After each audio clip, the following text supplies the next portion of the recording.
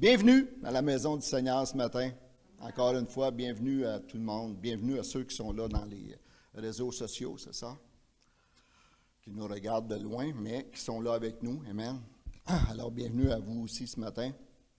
Comme je disais tantôt, on vit des temps difficiles, on vit des temps un peu exceptionnels.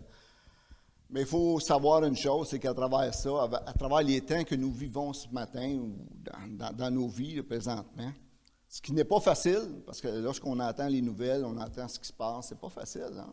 Les gens sont déprimés, les jeunes également sont déprimés, tout le monde a de la difficulté. Ça fait déjà plus qu'un an là, qu'on est dans ça. Alors, les jeunes puis les gens commencent à avoir de la difficulté avec tout ça. Mais il ne faut pas lâcher, amen.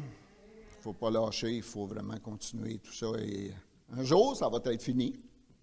On espère que bientôt, avec tout ce qu'il y a là, un jour, ça va finir. Mais en attendant de tout ça, je veux juste vous encourager ce matin de savoir que Dieu est là. Que Dieu ne chôme pas, que Dieu est encore au travail, que Dieu est encore en train d'accomplir son plan qu'il a préparé pour chacun de nous, son plan qu'il veut accomplir sur cette terre. Amen. Gloire au Seigneur. Il ne faut pas oublier une chose aussi, enfants de Dieu, c'est que le Seigneur Jésus, dans Jean 17, chapitre 17, à partir du verset 14, je crois, a dit, lorsqu'il est monté au ciel, a dit à ses enfants, ses disciples qui étaient là, il a dit, je vous laisse dans ce monde, amen, je vous laisse dans ce monde, mais sachez une chose, vous ne faites pas partie de ce monde. Amen. C'est dur à concevoir, hein? On est dans le monde. Mais nous, enfants de Dieu, ceux qui sont sauvés, ceux qui appartiennent à Christ, on ne fait pas partie de ce monde, qu'il dit. Jésus dit, comme moi, je ne fais pas partie de ce monde, que mon Père m'a envoyé dans ce monde, je ne fais pas partie de ce monde. Il dit, vous non plus, je vous laisse dans le monde, mais vous ne faites pas partie de ce monde. On oublie ça des fois, hein? On est tellement ancré dans nos soucis, dans les choses de la vie, on est tellement ancré dans tout ce qui se passe autour de nous qu'on oublie une chose, c'est qu'on ne fait pas partie de ce monde. Ça veut dire qu'on est des personnes qui ont été appelées à faire quelque chose dans ce monde. Alléluia. Et on va regarder ça ce matin. À quoi on est appelé? À quoi Dieu nous appelle ce matin? Pourquoi est-ce qu'il nous a laissés dans le monde? S'il avait voulu, là, il nous a ramenés avec lui tout de suite. On ne serait pas là. Mais il nous a laissés dans le monde. Il dit, je vous laisse dans le monde pour quelque chose. On n'est pas là pour rien ce matin. On n'est pas dans le monde pour rien ce matin. On n'est pas ici pour rien ce matin. Et on ne vit pas ce qu'on vit pour rien non plus ce matin. Amen? Parce que Dieu a un plan. Dieu a quelque chose de merveilleux pour chacun de nous. On est peut-être découragé en ce moment, mais sachez que Dieu a quelque chose de merveilleux pour vous. Quelque chose encore plus grand de ce que vous pouvez imaginer.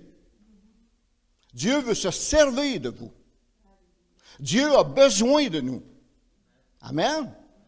Dans les temps qu'on vit présentement, Dieu a besoin de nous. C'est pour ça qu'il nous a laissés sur la terre.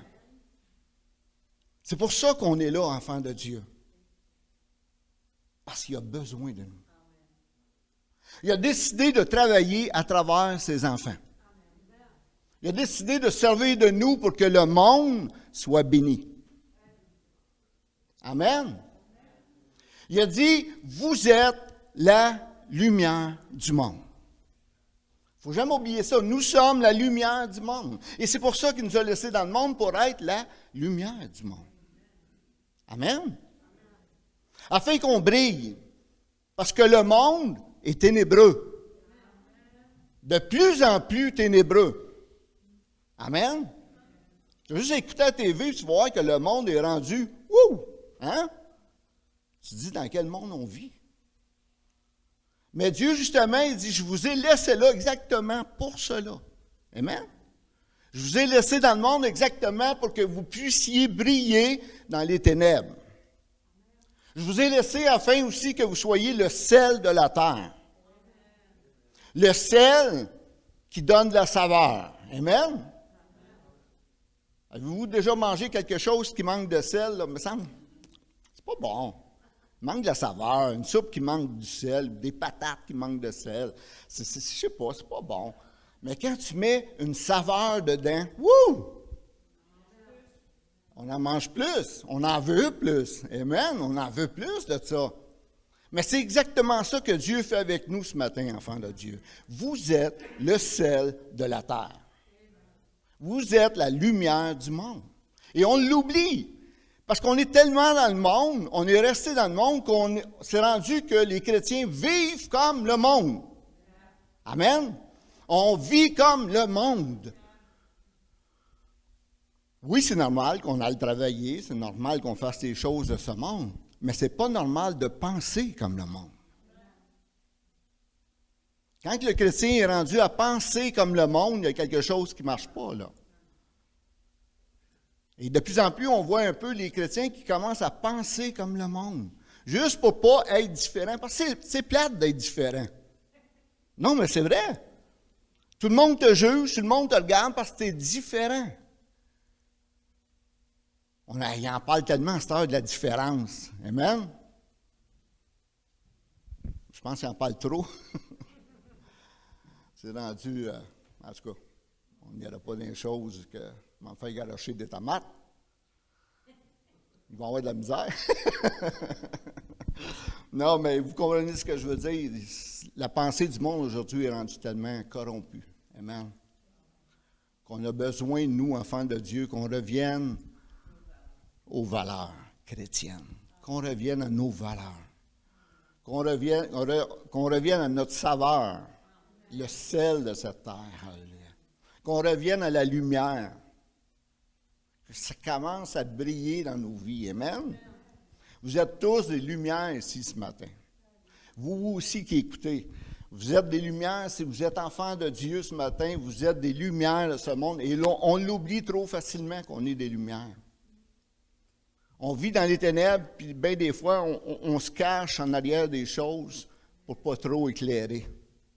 Amen? Alléluia. Christiane, t'amènerais-tu mes lunettes, s'il vous plaît? Elles sont dans mon manteau. Parce qu'il n'y a pas de lunettes, je vais avoir de la misère à lire. Alors, il faut comprendre que derrière chaque problème, chaque situation, Dieu a un plan. Hallelujah. Ce sera pas long, je vais juste mettre mes lunettes. Merci. Pas besoin du rabais.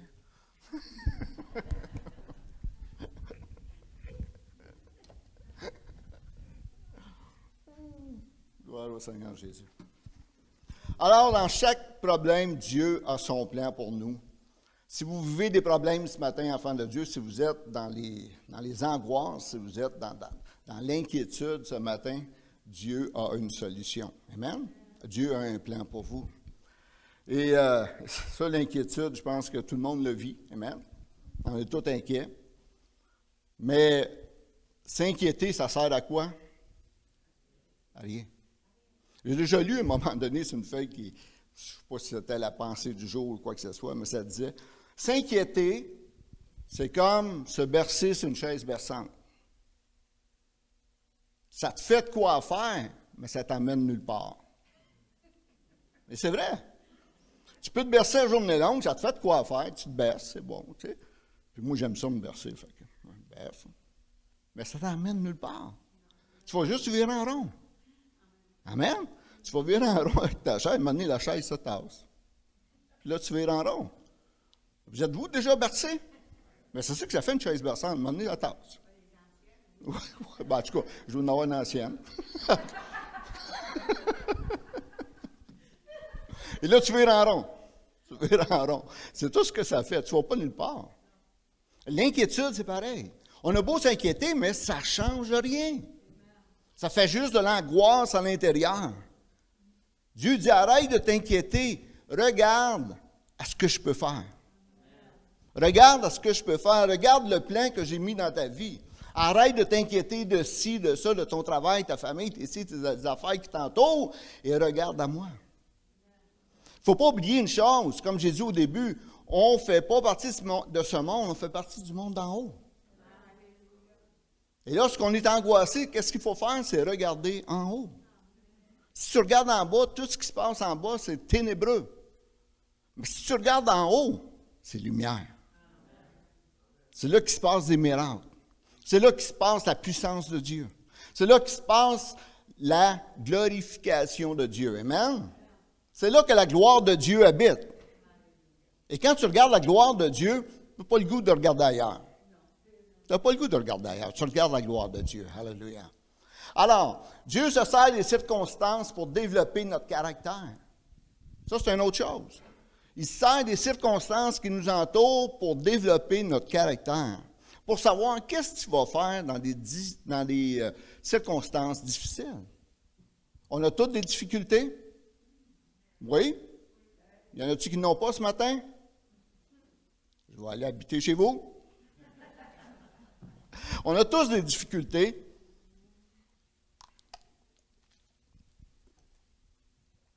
Mais dans les difficultés, Dieu est là. Et Dieu veut nous apprendre des choses. Dieu veut que notre caractère puisse changer. Parce qu'on a besoin de changer, amen. On a besoin tous d'être changés ce matin. On a besoin d'être changés à quoi? À l'image de Christ. C'est ça, c'est pour ça qu'il nous laisse sur la terre, afin que nous soyons également changés à l'image de son Fils Jésus-Christ. C'est ça que la Bible dit, amen? Que chacun de nous, on puisse être changé à l'image du Seigneur Jésus. Imaginez-vous, regardez vos vies, regardez le Seigneur Jésus, on se dit, wow, il y a du chemin à faire. Il y a du chemin à faire, amen? Mais c'est à cela que Dieu nous appelle également. Alléluia. Gloire au Seigneur. 2 Corinthiens 4, 17. Ça dit, en effet, nos détresses présentes, les angoisses, les inquiétudes présentes sont passagères et légères. Amen? C'est la Bible qui dit ça. Ils sont juste passagères, légères, par rapport au poids insurpassable de gloire éternelle qu'elle nous prépare.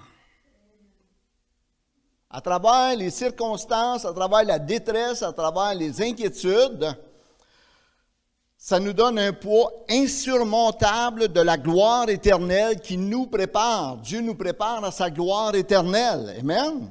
À travers les difficultés de la vie. Il change notre caractère. Il change notre impatience en patience. Ma femme doit dire, j'ai hâte qu'il le fasse. Alléluia. Gloire au Seigneur. Et nous ne portons pas notre attention sur les choses visibles, mais sur les réalités encore invisibles. On revient toujours comme au début. Hein? On est ici sur la terre, mais on ne fait pas partie de ce monde. Notre cité est là-haut. Dans les choses invisibles. C'est ce qu'il dit ici. C'est les réalités visibles, car les réalités visibles ne durent qu'un temps. On est sur la terre pour un temps. Amen. Un temps ça va vite, de plus en plus, ça me semble que ça déboule, ça va vite.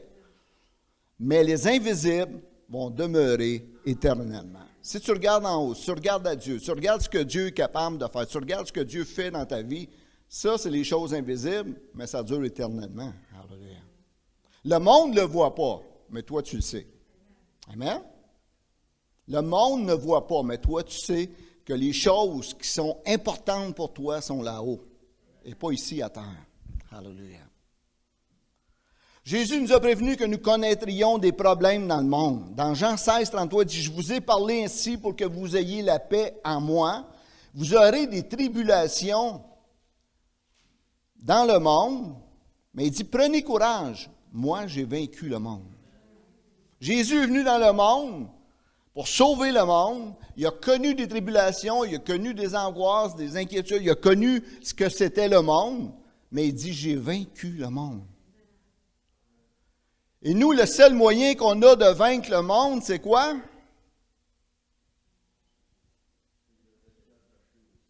C'est de rester attaché au sceptre, c'est de rester attaché à Christ et à vivre selon l'Esprit qui vit en nous. Hallelujah. Amen. Parce que si tu ne restes pas attaché au cep, la Bible dit que tu es jeté. Jeté à l'extérieur. Alléluia. Alors, c'est très important ce matin de comprendre, oui, on vit des temps difficiles, on vit des choses difficiles dans nos vies, mais il y a toujours de l'espoir. Et j'espère que je vais pouvoir, ce matin, essayer de vous faire comprendre cette espérance qui vit en nous. Amen. Cette espérance qui est en nous, l'espoir qui est en nous. Cette espérance que Dieu a placée dans nos cœurs ce matin. De savoir qu'on a beau vivre des choses difficiles, mais c'est rien, c'est juste pour un temps. C'est juste pour un temps, c'est juste un temps limité. Mais la gloire qui nous attend, c'est pour l'éternité. Hallelujah. Amen. Nous sommes des enfants de gloire. Nous sommes des enfants de gloire. Hallelujah. Vous êtes des enfants de gloire. Si tu appartiens à Jésus-Christ ce matin, tu es un enfant de gloire. Et cette gloire-là est éternelle. Wouh! Est-ce que je peux crier? Oui.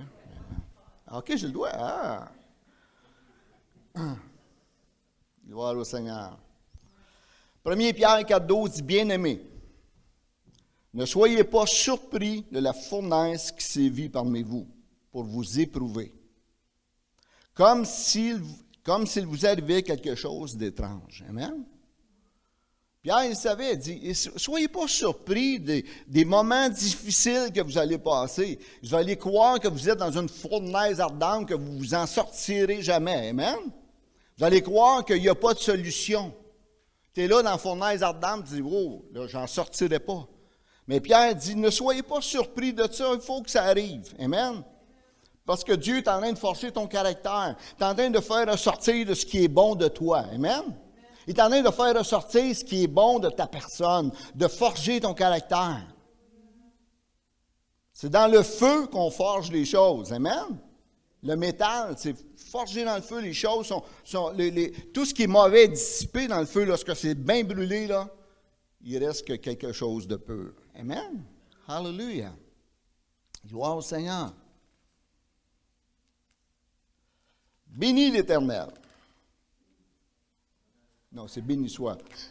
Bénis l'Éternel. Hallelujah. C'est ça pour vous autres. Bénis l'Éternel. Gloire au Seigneur Jésus. Amen. Gloire au Seigneur. Dieu aussi se sert des problèmes pour nous attirer près de lui. Amen. Quand ça va bien, qu'est-ce qu'on fait? On s'éloigne de Dieu. Quand ça va trop bien dans nos vies, on pense qu'on est rendu en haut. Et là, on s'éloigne de Dieu souvent. On pense moins à Dieu. Ça va tellement bien, on pense moins à Dieu. Mais quand ça va mal, c'est là qu'on se met à genoux. Amen? Quand ça va mal dans nos vies, c'est là qu'on se met à genoux. C'est là qu'on se rapproche de Dieu. C'est pour ça que Dieu, des fois, il laisse permettre les problèmes dans nos vies parce qu'il veut qu'on s'approche de lui. Lorsqu'on a le cœur brisé et qu'on se sent abandonné, qu'on ne voit aucune issue autour de nous, c'est à ce moment-là que nous devons nous tourner vers Dieu. Psaume 34, 18 dit « Car l'Éternel est proche de ceux qui ont le cœur brisé. » Écoutez ça, les jeunes là, qui ont de la difficulté présentement. Dieu est proche de ceux qui ont le cœur brisé. Amen. Dieu est proche de ceux qui ont le cœur brisé, de ceux qui ont de l'angoisse à l'intérieur, de ceux qui ont de la misère à avancer. Dieu est là pour eux autres. Hallelujah. Il sauve ceux qui ont un esprit abattu. Et Dieu sait combien le monde a besoin que Dieu les sauve. Amen. Hallelujah. Gloire au Seigneur. Dieu sauve ceux qui ont l'esprit abattu. Le juste doit passer par beaucoup de souffrances, mais l'Éternel l'en délivre toujours. Ça parle de nous, les justes, ceux qui ont Christ dans leur vie. Amen. Les enfants de Dieu. Il dit, oui, vous passez par beaucoup de souffrances, mais l'Éternel l'en délivre toujours. Retenez ce mot-là, toujours. Des fois, on pense que Dieu n'est pas là. Dieu est là. Dieu est en train d'agir. Dieu est en train de faire des miracles, même si on ne le sait pas. Amen. Dieu est en train de transformer les choses autour de nous. Dieu est en train de faire des choses incroyables, mais nous, avec nos yeux, on ne voit absolument rien. C'est lorsqu'on va à l'intérieur et qu'on commence à voir avec les yeux du cœur. Amen. des yeux spirituels, qu'on commence à voir que Dieu est en train d'agir, que Dieu est en train de faire des choses incroyables. Le monde a besoin de Dieu. L'Église a besoin de Dieu. L'Église a besoin de se réveiller. L'Église a besoin de voir la gloire du Seigneur. Amen. L'Église a besoin de voir la puissance de Dieu. Alléluia.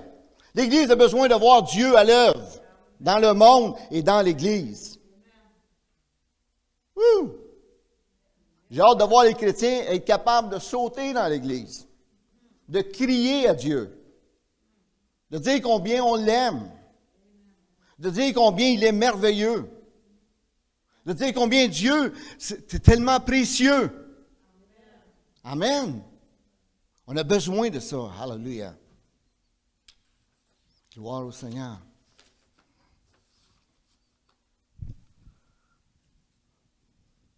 Quelle que soit la cause de nos problèmes, aucun d'eux ne peut arriver sans que Dieu le sache. Amen.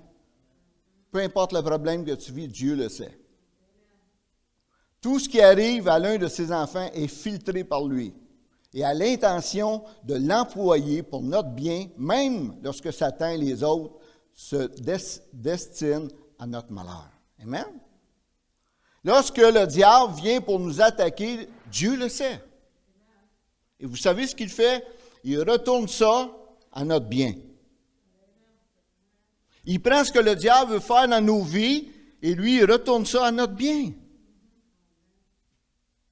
Il fait en sorte que ce qui était un malheur devient un bonheur. Amen. Ce que le diable avait préparé, ça devient quelque chose de bon dans nos vies. C'est ça notre Dieu. C'est ça Dieu. Capable de faire des choses incroyables. J'aimerais qu'on aille voir le passage dans Romains 8, 28.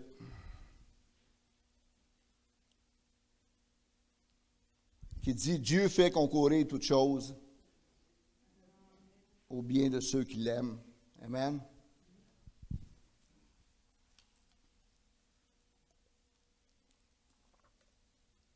Gloire au Seigneur. Parce que souvent, on lit ce passage-là, puis je ne sais pas si on le comprend comme il faut, si on comprend vraiment tout ce que ça veut dire. Dieu fait concourir toutes choses au bien de ceux qui l'aiment.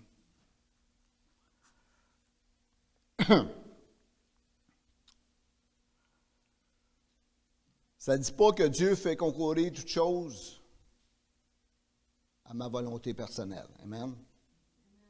Souvent, on pense que Dieu fait concourir toutes choses à notre bien. On pense que tout ce que je pense ou tout ce que je veux, Dieu va le faire concourir à mon bien. Non, ça ne marche pas comme ça. Amen. Dieu ne fait pas concourir les choses à ta volonté personnelle. Dieu fait concourir les choses pour sa gloire. Amen. Ou que Dieu fait en sorte que tout finisse bien sur terre. Ce n'est pas vrai. On sait qu'il n'y a rien qui va finir bien sur terre. Amen. Sauf l'enlèvement de l'Église. Amen. Très bientôt. Alléluia. On s'en va là. On s'en va là. Le temps file. Le temps file, et c'est pour ça qu'il faut se préparer, enfant de Dieu. C'est pour ça qu'il faut comprendre dans le temps qu'on vit présentement. Le temps file vite. Le temps va vite, de plus en plus vite. Puis il faut savoir qu'on vit ce temps-là de la fin. Alléluia. Amen? J'espère que vous le croyez ce matin. J'espère que vous n'êtes pas de ceux qui croient que c'est encore dans 100 ans. Avec tout ce qui se passe, on voit que tout est en train de se préparer. Tout est là en œuvre pour que Jésus revienne bientôt. Alléluia. Gloire au Seigneur.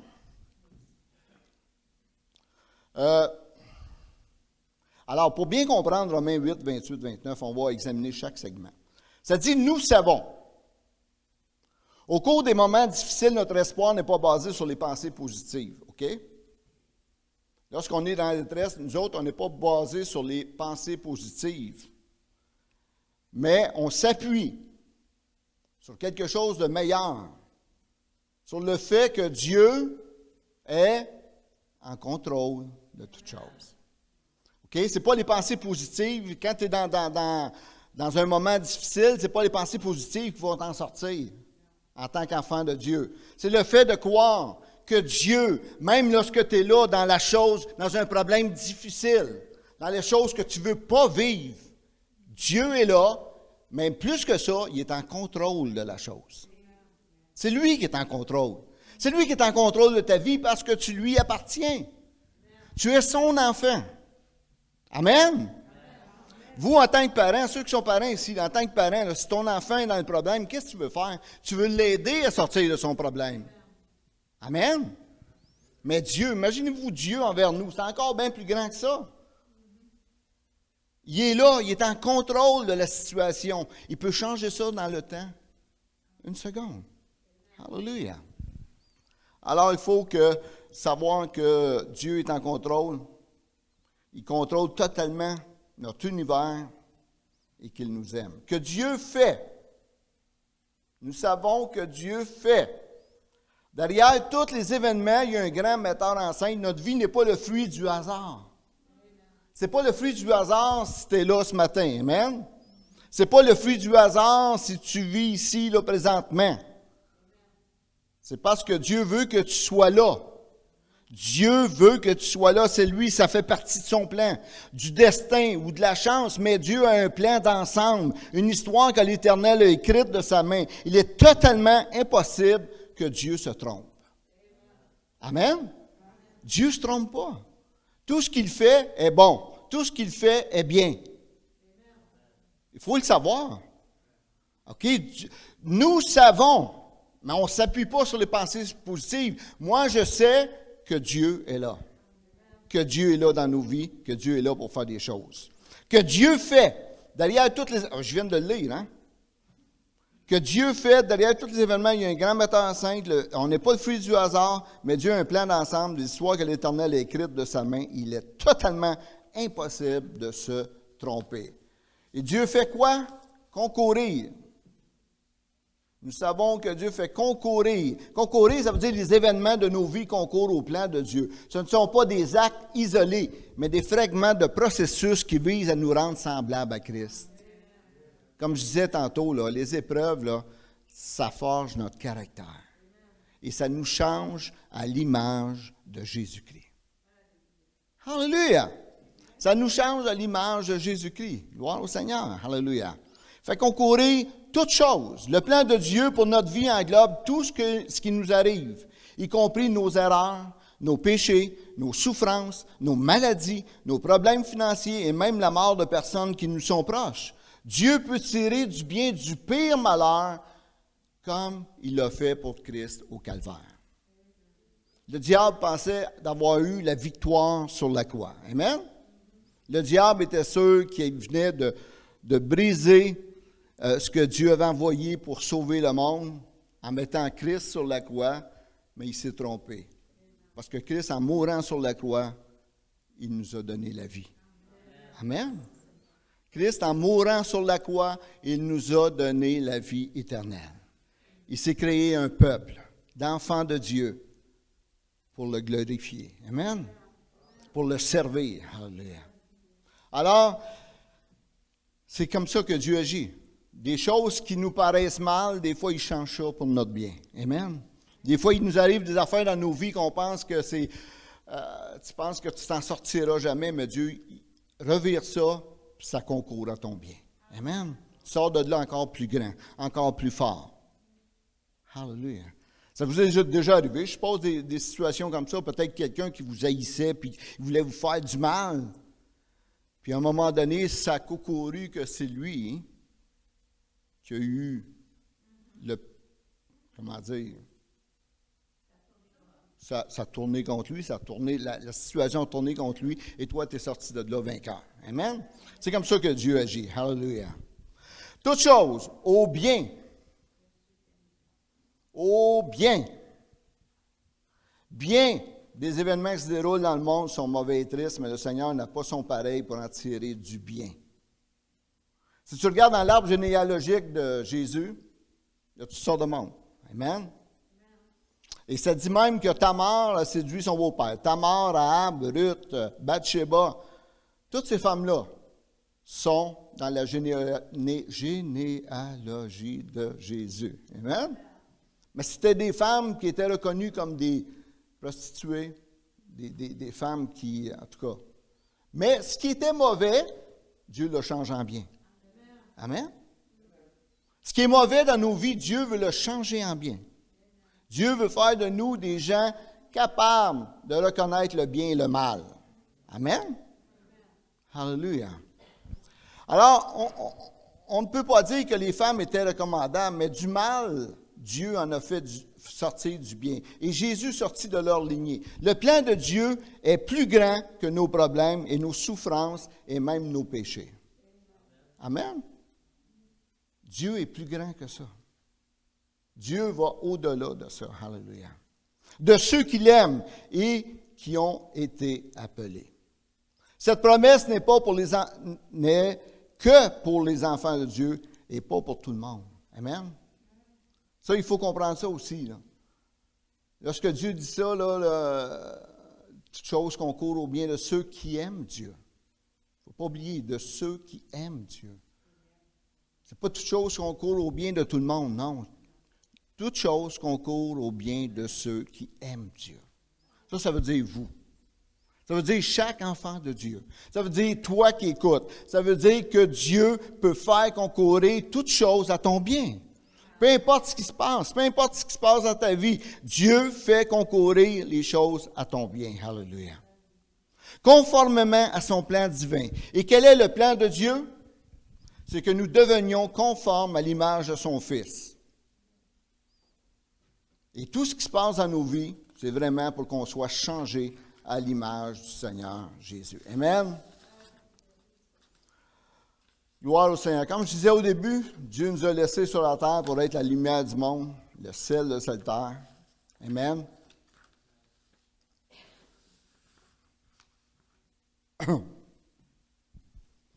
Et, on va sauter quelques pages là, parce que ça va être long. Il nous a aussi appelé à être une sentinelle. Qu'est-ce que ça fait une sentinelle? Vous savez c'est quoi une sentinelle? Oui? C'est quoi une sentinelle? Une lumière. Amen. Ça fait quoi? Ça guette. C'est gardien. Ça guide les bateaux. Amen. Oui. Mais la plus grande attribut à la sentinelle, c'est quelqu'un qui avertit. OK? Sentinelle, c'est le guetteur. Tu sais, quand le peuple dormait, il y avait des sentinelles sur le bord des murs, des remparts et tout ça. Puis eux autres, ils guettaient pour pas que l'ennemi puisse entrer la nuit. Amen? Pour pas que l'ennemi puisse les surprendre pendant qu'ils dormaient. Alors, il y avait des sentinelles. Et la sentinelle sert à ça. Elle est là pour avertir. Amen? Vous savez, ce matin, Dieu se sert de nous comme sentinelle. On est là pour avertir. On est là pour avertir le monde. On est là pour avertir les chrétiens. Amen? Ézéchiel 3,17, ça dit « Fils de l'homme, je t'établis comme sentinelle. » Hallelujah. Pour être une sentinelle de Dieu, il faut que nous ayons la vision du but de Dieu. Et la vision du but de Dieu, c'est quoi? Dieu veut sauver le monde. Il ne nous a pas laissé ici juste pour être la lumière, juste pour être le sel, mais il veut qu'on soit des sentinelles pour avertir le monde. Le monde a besoin d'être averti, amen, averti de ce qui s'en vient, averti de ce que Dieu veut faire dans leur vie. Et les chrétiens ont besoin d'être avertis également, de savoir que Dieu revient bientôt et que c'est temps qu'on se prépare, que c'est temps que l'Église se prépare, que l'épouse soit prête lorsque l'époux va arriver. Amen. Hallelujah. Alors, dans Ézéchiel 18, en 2, ça dit « Car je ne désire pas la mort de celui qui meurt, oracle de l'Éternel. Mais l'Éternel dit, convertissez-vous donc et vivez. » C'est ça que Dieu veut. C'est ça qu'il veut qu'on dise au monde. Convertissez-vous donc et vivez. Amen. On est là pour avertir. On n'est pas la lumière juste pour éclairer, on n'est pas le sel juste pour donner la saveur, mais on est là pour avertir le monde. Avertir ceux qui nous entourent. Alléluia. Avertissons, frères et sœurs, soyons des sentinelles. Partout où on va, qu'on puisse être des gens qui sont capables de dire, écoute, il s'en vient quelque chose et je t'avertis. Tu fais ce que tu veux avec. Amen? On n'est pas là pour sauver le monde. Il faut comprendre ça, on n'est pas là pour sauver le monde. Ça, Christ l'a fait à la croix. Amen? Mais on est là pour les avertir. On est là pour leur dire, écoutez, Jésus est venu. Il est mort sur la croix. Et si tu veux l'accepter, tes péchés sont pardonnés et tu vas devenir une nouvelle créature. Au lieu de faire partie de ce monde, tu vas faire partie de quelque chose de meilleur. Amen? Alléluia. C'est ça que Dieu veut que nous fassions, enfants de Dieu. Nous devons être élevés par le Saint-Esprit au-dessus des dominations et des autorités. Amen? Il est indispensable que nous soyons élevés et assis avec Christ dans les lieux célestes avant que nous puissions voir la situation comme Dieu lui-même la voit. Parce que souvent, là, on est tellement dans les choses de ce monde qu'on ne voit pas ce que Dieu veut faire. On est tellement ancrés, des yeux fixés sur les problèmes du monde, les choses de ce monde, de ce qui se passe, de ce qui se vit, qu'on arrête de penser ce que Dieu est en train de faire, que Dieu est en train de préparer pour le monde. Amen. Dieu est en train de préparer quelque chose de formidable pour le monde. Et nous, on est là dans nos problèmes et on n'est pas capable de voir ce que Dieu est en train de faire. Parce que si on savait ce que Dieu est en train de préparer, là, si on savait, là, on serait les premiers dehors en train de prêcher la parole de Dieu. Alléluia. On serait là pour en parler à tout le monde. Juste de leur dire, hey, il y a quelque chose de merveilleux qui s'en vient. Alléluia. Quelque chose qui va changer ta vie. Amen. Alléluia. Mais on a peur. On a peur de dire aux gens qu'il y a quelque chose qui peut changer ta vie pour le meilleur. Le monde est angoissé, le monde, ils ne savent plus où se garrocher. Nous, on a la solution. Je cherchais le avec un mot, mais ça ne marchait pas. La solution, on ne le fait pas. Amen. On ne le fait pas. Et c'est pour ça que Dieu dit, hey, je vous ai laissé dans le monde, mais vous ne faites pas partie de ça, là. Je vous ai laissé dans le monde afin que vous soyez mes témoins. Je vous ai laissé dans le monde afin que vous soyez des témoignages vivants. Alléluia. Je vous ai laissé dans le monde pour que vous ayez un travail à faire. Et si vous ne le faites pas, qui va le faire? Alléluia. Vous savez, lorsque Christ est monté, après d'être mort sur la croix, puis qu'il est monté au ciel à la droite du Père, il a fallu ça à un moment donné. C'est peut-être pas vrai, c'est juste une pensée que le monsieur avait eue, je ne sais pas quoi, mais il disait, les anges, quand ils ont vu Jésus monter au ciel, ils se sont tous dit, ah, hey, c'est merveilleux, tu les as sauvés sur la croix, on va aller avertir le monde, on va les dire au monde qu'ils peuvent être sauvés, tout ça. Jésus dit, non. Il dit, vous autres, les anges, vous ne ferez pas ça. Ce n'est pas votre travail. J'ai laissé des pécheurs sur la terre qui ont été sauvés, et c'est à eux de le faire. Amen. Les anges voulaient le faire, les autres, ils étaient tous joyeux de voir que Jésus était revenu, puis qu'il était venu pour sauver le monde. Et Jésus dit, non, j'ai laissé des pécheurs, là. Des hommes qui ont vécu la nouvelle naissance. Des gens qui ont vécu et qui savent c'est quoi être sauvé. Les anges ne pouvaient pas le savoir. Amen?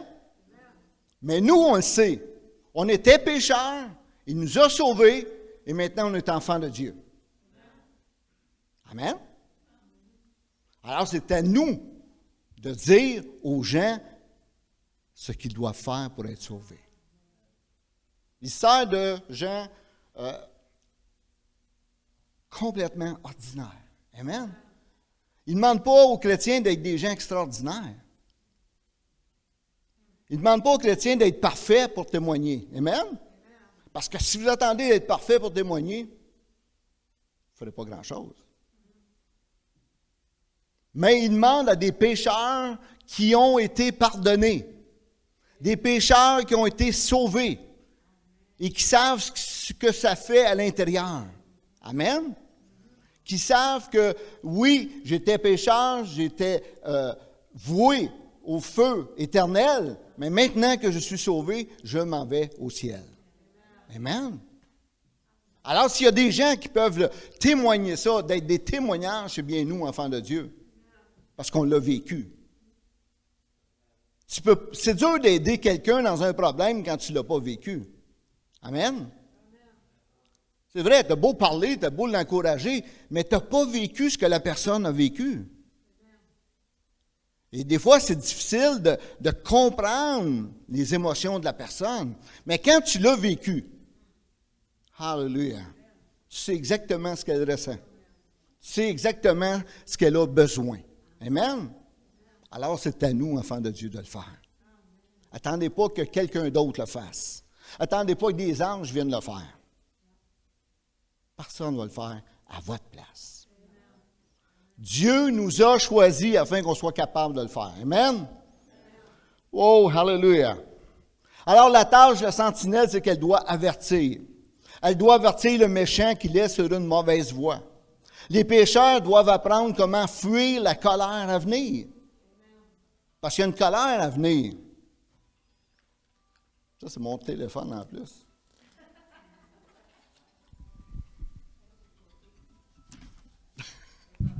Je n'ai pas habitué avec. Amen. Si jamais c'est le Seigneur dit que je vais être là dans pas grand temps.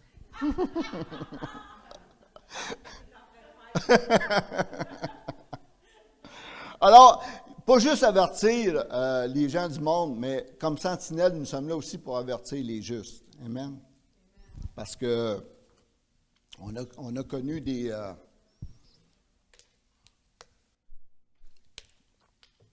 on a connu des moments difficiles, et lorsque l'Église connaît des moments difficiles, malheureusement, il y a beaucoup de justes, beaucoup de croyants qui délaissent l'Église, qui délaissent les choses de Dieu.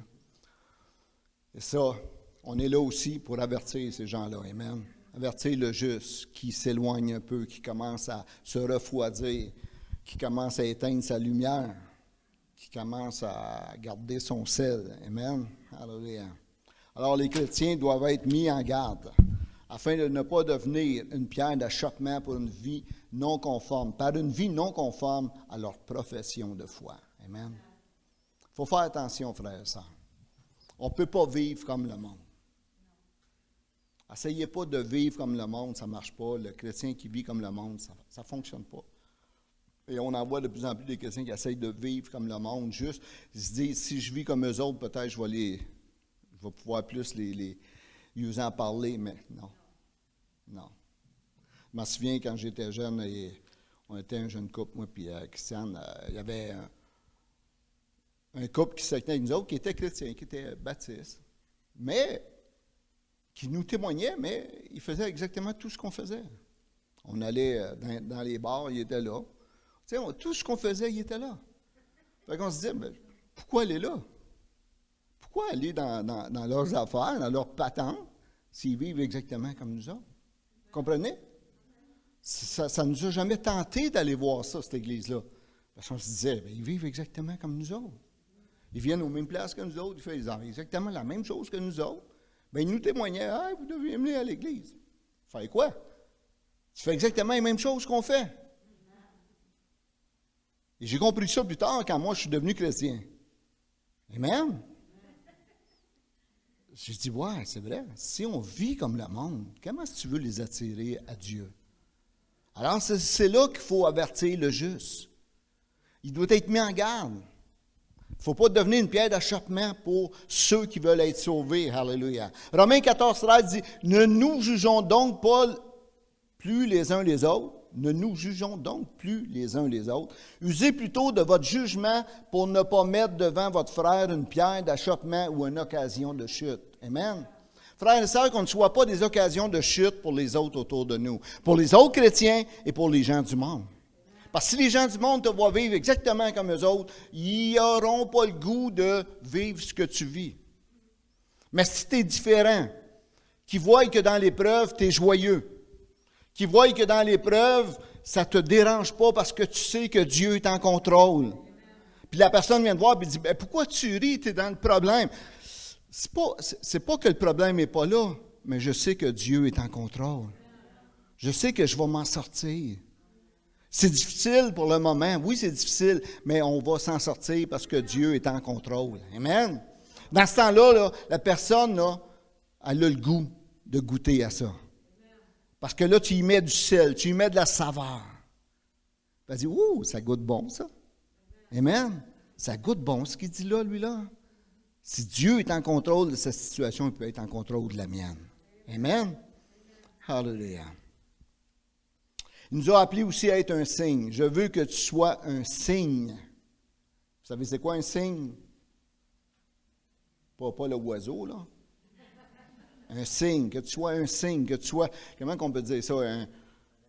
Un avertissement, un exemple, un modèle. C'est ça, un modèle, que tu sois un signe. On va le lire, Ézéchiel 12, 17. Je ne l'ai pas écrit, là, le 12, 1, excusez. Ézéchiel 12, 1. En tout cas, c'est marqué que Dieu veut que tu sois un signe, OK? Les chrétiens sont destinés à être des signes de la grâce, de la puissance de Dieu aux yeux du monde, OK? On est des signes pour le monde de la grâce et de la puissance de Dieu. Un signe est un témoignage silencieux. Tu sais, quand tu vois un signe en quelque part, là, je ne sais pas, un arrêt stop. C'est un témoignage silencieux. Là, stop, il est là, il ne dit pas un mot, mais tu le sais, il faut que tu arrêtes. Amen? C'est ça un signe. Il y a un signe en quelque part, une lumière qui est rouge, tu le sais, c'est un signe qu'il faut que tu arrêtes. Alléluia. Et nous, on doit être des signes comme ça. On doit être un témoin silencieux, juste par ta vie. Lorsque les gens voient ta vie, ils savent, oh, ça là, c'est un signe qui n'est pas comme nous autres. Amen. C'est un signe qui n'est pas comme nous autres. Alléluia. C'est un témoignage silencieux pour Dieu. Un regard d'amour. C'est juste, ça vous arrive-tu de rencontrer des gens des fois, puis juste faire un sourire? Mais là, c'est dur avec les masques aujourd'hui, là. Tu souris avec tes yeux, tu fais.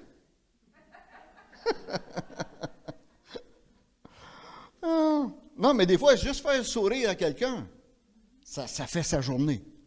Juste dire bonjour, hey, comment ça va? Ça peut faire la journée de quelqu'un. C'est ça, être un signe. Un regard d'amour, un gémissement de sympathie envers une personne. Une larme a suffi bien souvent à briser le cœur de quelqu'un. Amen. Tu sais, quelqu'un te parle de quelque chose qu'il est en train de vivre, puis c'est triste, puis il te voit pleurer, il dit, wow, ça le touche? Pourquoi ça le touche de même? Amen. Tu y vois que tu as compassion de lui, de elle. Alléluia. Et c'est ça un signe. Ça prend pas. Dieu ne nous demande pas de faire des choses extraordinaires. Juste d'être un enfant de Dieu. Juste d'être une personne qui sait qu'il est dans ce monde, mais qui n'appartient pas à ce monde. Juste, enfant de Dieu, il faut le comprendre ce matin. On est dans le monde, mais on ne fait pas partie de ce monde. Arrêtons de nous inquiéter de ce qui se passe. Amen. Arrêtons de nous inquiéter de ce qui se passe dans le monde parce qu'on sait que ça va passer un jour. Puis c'est normal. C'est écrit d'avance, c'est normal ce qui se passe. Arrêtons de nous inquiéter, arrêtons de nous bercer. Ça ne mène pas nulle part. Hallelujah. Alors, il est plus facile des fois d'être une sentinelle qu'un signe. C'est plus facile de parler des fois que d'être un témoignage vivant. J'en ai tellement vu des chrétiens dans ma vie qui parlaient, qui témoignaient, c'était les plus zélés que j'ai jamais vus, mais leur vie n'était pas conforme à ce qu'ils disaient. Leur vie n'était pas conforme à ce qu'ils disaient. Des fois, c'est plus dur d'être un signe. Quelqu'un qui ne parle pas, mais par ce qu'il dégage, mais par sa personnalité, touche le cœur des gens. Amen. Des fois, tu n'as pas besoin de parler. Sois un exemple. Sois un exemple. Alléluia. Gloire au Seigneur Jésus.